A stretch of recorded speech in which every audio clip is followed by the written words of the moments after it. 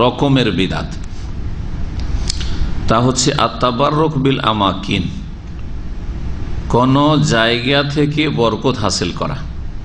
আমকেনাতুনের বহু বচন হচ্ছে আমাকিন, আর আমকেনা মাকানের বহু বচন।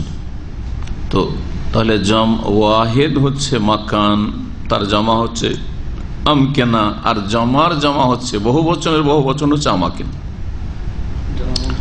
আরবিতে এরকম হয় কোন কোন শব্দের ক্ষেত্রে। তো জায়গা সমূহ থেকে বরকত হাসিল করা, বিশেষ কোন জায়গা থেকে, যে এই জায়গাগুলিতে বরকত আছে, সুতরাং সেখান থেকে যে কোনো ভাবে হোক না কেন বরকত হাসিল করো। ওয়াল আসার, আসারের বহু বচন হচ্ছে আসার। কোন চিহ্ন থেকে, কোন লক্ষণ থেকে, বা কারো পরিত্যক্ত কোনো কিছু থেকে, এগুলি থেকে বরকত হাসিল করা। আসার মানে চিহ্ন, এখানে অমুক ব্যক্তি বসেছিল, এই জায়গায় শুয়েছিল, এই জায়গায় খাওয়া দাওয়া করেছিল, হ্যাঁ, এই জায়গাতে এই ঘটনা ঘটেছিল, তো ওখানে ওই চিহ্ন বা লক্ষণ কিছু আছে পরিত্যক্ত, এই ধরনের জিনিস। অথবা তিনি কোনো কিছু ব্যবহার করেছেন, সে ব্যবহৃত জিনিস, উজু করেছেন, উজুর পানি ইত্যাদি, তার ধুথু ইত্যাদি ইত্যাদি। ওয়াল আশখাস, এবং কোন ব্যক্তি থেকে বরকত হাসিল করা। যমক ব্যক্তি খুব বুজুর্গ ব্যক্তি, হ্যাঁ, অলিউল্লাহ, সুতরাং তার হাত পা শরীর অঙ্গ প্রত্যঙ্গ এগুলি থেকে বরকত হাসিল করা। আহিয়া আমওয়াতা, জীবিত অবস্থায় হোক অথবা মৃত অবস্থায় ব্যক্তি থেকে বরকত হাসিল করা, কোনো জীবিত ব্যক্তির অথবা মৃত ব্যক্তি থেকে বরকত হাসিল করা। এগুলি হচ্ছে এক ধরনের এমন বিদাত, যেই বিদাতগুলি ধীরে ধীরে শিরক পর্যন্ত পৌঁছায়। বরং এই বিদাতটাই যদি বড় আকার ধারণ করে, তাহলে বিদাত থেকে সীমা লঙ্ঘন করে সেটা বড় শিরকে পরিণত হয়।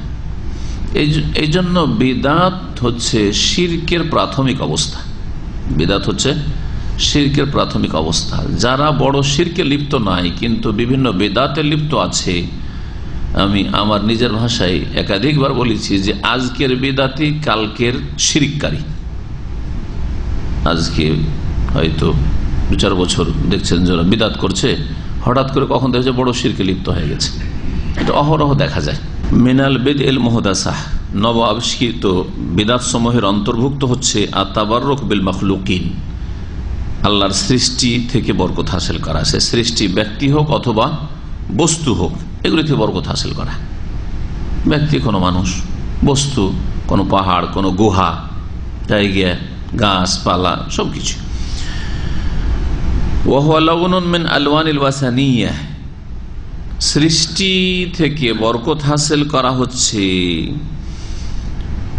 পৌত্তলিকতা আর একটি রং বা এক ধরনের লন, মানে রঙও হয় শাব্দিক অর্থ, আর লন মানে ধরন হয়, ধরন।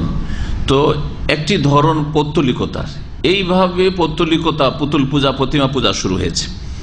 ওয়াসাবাকাতুন ইয়াস্তাদু বিহাল মুরতাজিকা, আর এমন জাল, সাবাকা নেটকে জালকে বলা হয়, এমন জাল এই সৃষ্টি থেকে বরকত হাসিল করা, যার মাধ্যমে যারা পেট পূজারী, ধর্ম ব্যবসায়ী, তারা স্বীকার করে থাকে আমওয়াল সাজাজ মিনান নাস, সাদা সিধা মানুষের, জনগণের, যারা সাধারণ মানুষ, মোটা খায় মোটা বুঝে, বেশি কিছু বুঝে না, তাদেরকে ধোঁকা দিয়ে তাদের ধন সম্পদ লুটপাট করে থাকে, অবৈধভাবে ভক্ষণ করে থাকে। তাবাররুক কাকে বলে? তাবাররুকের ব্যাখ্যা করেছেন লেখক শেখ সালেহ ফৌজান হাফিজাহুল্লাহ, বলছেন তালাবুল বারাকা, তাবাররুক, তাবাররাকা তাবাররাকু থেকে তাবাররুক মাসদার, এর মানে হচ্ছে বরকত চাওয়া, বরকত হাসিল করার উদ্দেশ্য করা। তালাবুল বারাকা, কোনো কিছু থেকে আমি বরকত চাইছি, এর থেকে বরকত হাসিল হবে, আমার বরকত অর্জন করা আর নিয়ত করা। আর বরকত আবার কি জিনিস? বরকতের এখন ব্যাখ্যা করেছেন, ওয়াহিয়া সুবুতুল খাইরে ফিশ শাই, কোন কিছুতে কল্যাণ স্থায়ী হওয়া, কোনো কিছুতে কল্যাণ আছে এটা মনে করা।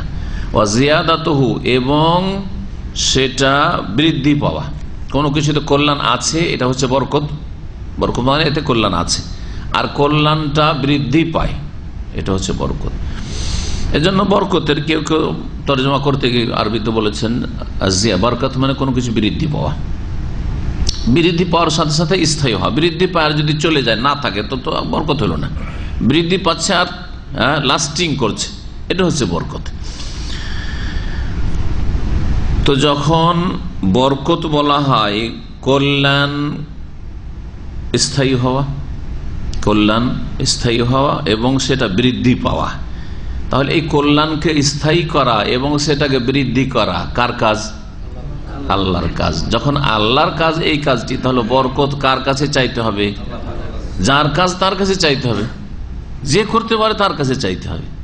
সুন্দর কথা বলেছেন শেখ। বলছেন ওয়াতালাবু সুবুতিল খাইর ওয়া জিয়াদাতুহু, কল্যাণের স্থায়ী হওয়া তলব করা, চাওয়া, এবং তার বৃদ্ধি তলব করা।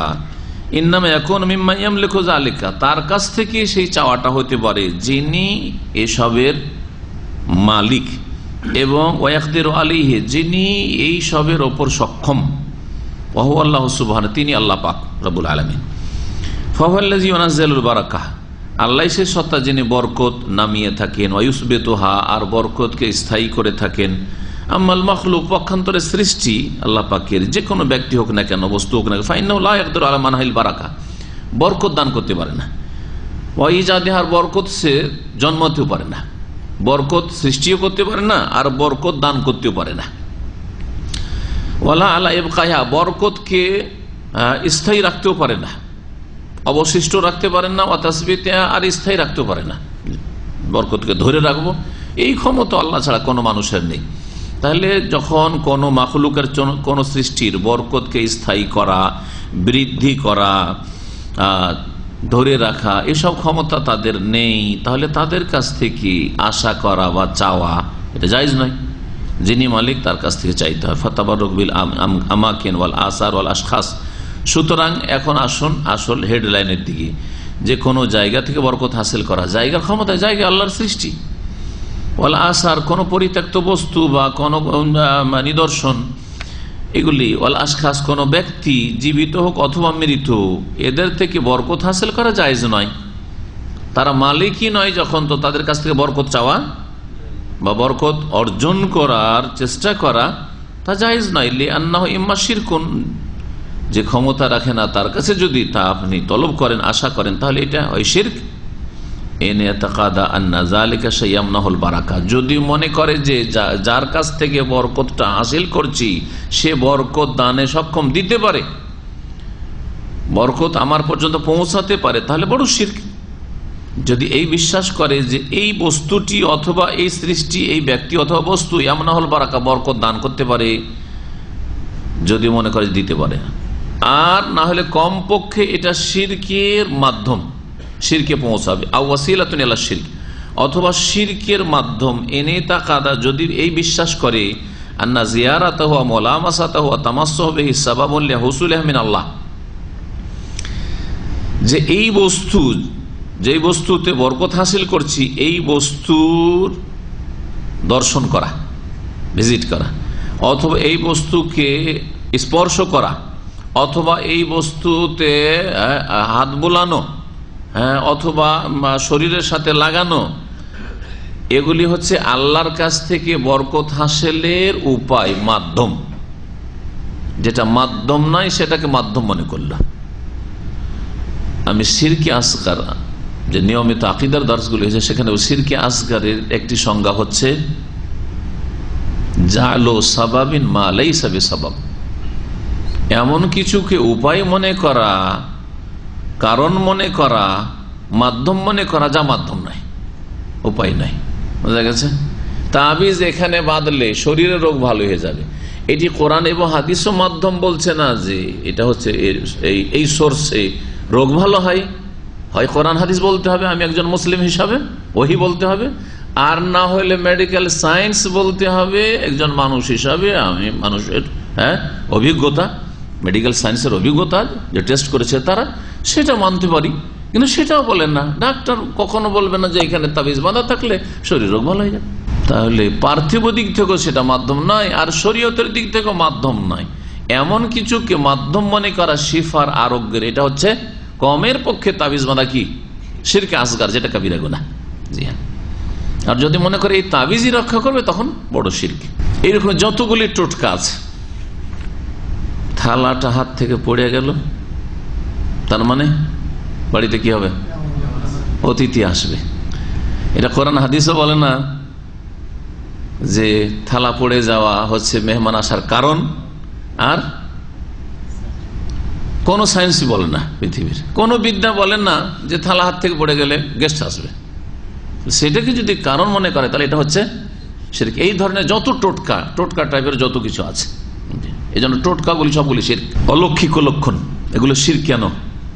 পেঁচা ডাক দেয় তো কাকো নিতে এসছে, মরণ এসছে, হ্যাঁ, এটা মরণের কারণ না। কোরআন হাদিসও বলে না, আর মেডিকেল সায়েন্সও বলে না যে পেঁচা ডাক দিলে মানুষ মরবে গ্রামের, তাই না? শিরক।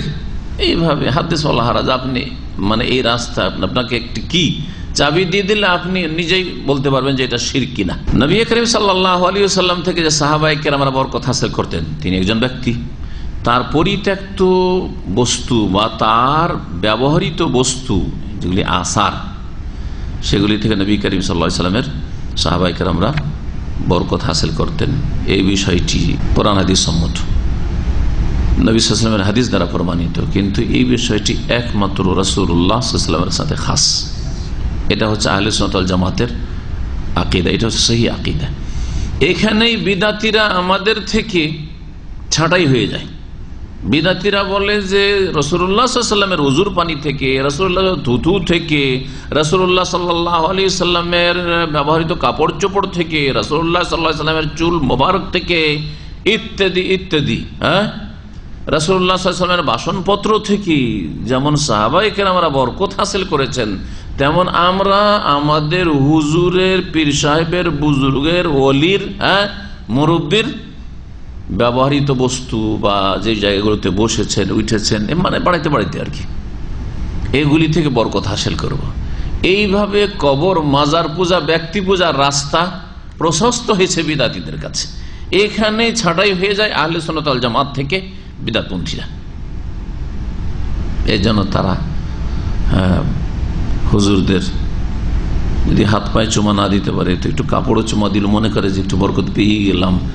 হ্যাঁ, যদি হাতে হাতে মুসাফা করে যদি বায়াত নাও করতে পারে তো যদি চাদরটাও ধরে নিতে পারি বা চাদরটাও না ধরতে পারি, যে চাদর ধরে আছে তার পিঠ কেন হাত দিতে পারি, তবুও একটা বরকত পেয়ে গেলাম। এইখানে বিদাতীরা ছাঁটাই। এইগুলো হচ্ছে